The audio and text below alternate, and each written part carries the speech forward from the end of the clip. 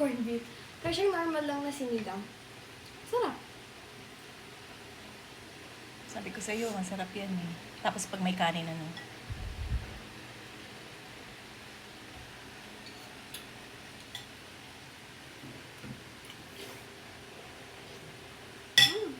At ang bida ay corned beef.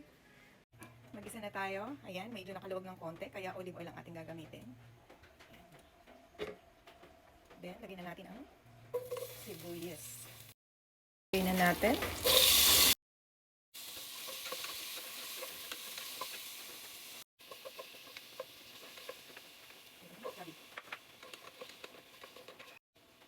And then the water. Ang water. Yan.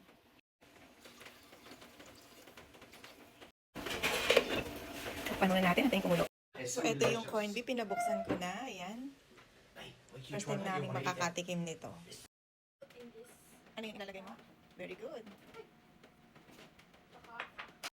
Ito.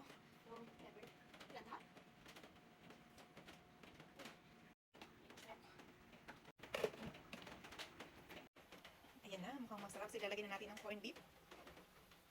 Ayan. And then, ilagay ko na rin ang kangkong. Ayan. Takpan muna natin para maluto yung kangkong. Ayan, wow. Ayan, nalagyan na natin yung pang-asim.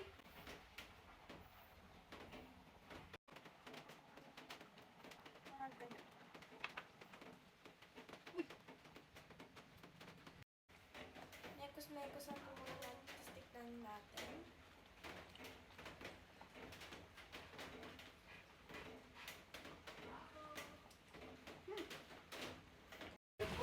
Ayan, yummy. Luto na po.